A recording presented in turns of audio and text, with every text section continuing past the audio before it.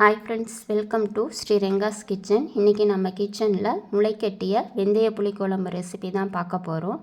வாங்க இது எப்படி பண்ணுறதுன்னு பார்க்கலாம். இது பண்ணுறதுக்கு நான் 2 நாள் முன்னாடியே வெந்தயத்தை நல்லா வாஷ் பண்ணி முளைக்கட்டி எடுத்திருக்கேன். இந்த அளவுக்கு நல்லா முளைக்கட்டி எடுத்து வச்சுக்கோங்க. இப்போ ஒரு கடாயில் 4 டேபிள் ஸ்பூன் எண்ணெய் விட்டுக்கலாம்.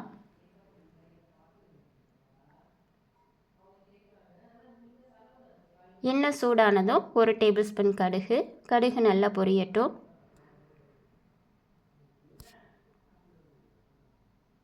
கடுகு பொரிஞ்சதும் 1/2 டேபிள் ஸ்பூன் உளுந்து, கூடவே கொஞ்சமாக பெருங்காயத்தூள் சேர்த்துக்கலாம். இப்போ உரித்து வச்ச சின்ன வெங்காயத்தை சேர்த்துக்கலாம். கூடவே கொஞ்சமாக கருவேப்பிலை, ஒரு கட்டி பூண்டை உரித்து எடுத்திருக்கேன், இதையும் சேர்த்துக்கலாம். சின்ன வெங்காயம் பூண்டை நிறையா சேர்த்துக்கோங்க, நல்ல டேஸ்ட் கொடுக்கும். இப்போ ஒரு பெரிய சைஸ் தக்காளியை கட் பண்ணி இதோட சேர்த்துக்கலாம்.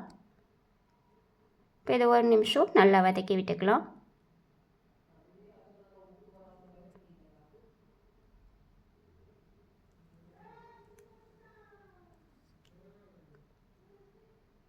இப்போ நம்ம முளைக்கட்டி எடுத்து வச்ச வெந்தயத்தை இதோட சேர்த்துக்கலாம். இதை ஒரு தடவை நல்லா கலந்து விட்டுக்கோங்க.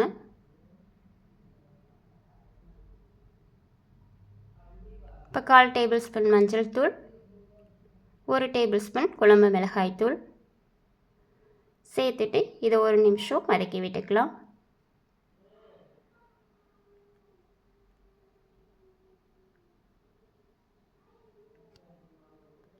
இப்போ அரிசி கழுவின தண்ணி இருந்தால் அதையே சேர்த்து வேக வச்சுக்கலாம். உங்களுக்கு இன்னும் நல்லா டேஸ்ட் கொடுக்கும்.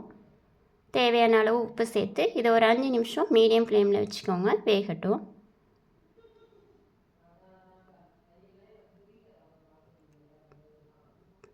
இப்போ 5 நிமிஷம் போல் ஆகிருக்கு, நல்லா கொதிச்சு வருது. இந்த ஸ்டேஜில் ஒரு சின்ன எலுமிச்சை ஸ்லைஸ் புளியை கரைச்சி இதோட சேர்த்துட்டு நல்லா கலந்து விட்டுக்கோங்க. புளியோட பச்சை வாசனை போகணும். இது ஒரு 2 நிமிஷம் இருக்கட்டும்.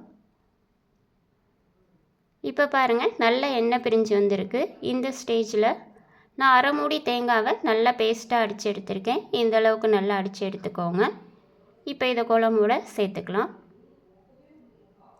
கூடவே கொஞ்சமாக அலசி இதோட சேர்த்துக்கோங்க. இப்போ இதையும் நல்லா கலந்து விட்டுக்கலாம்.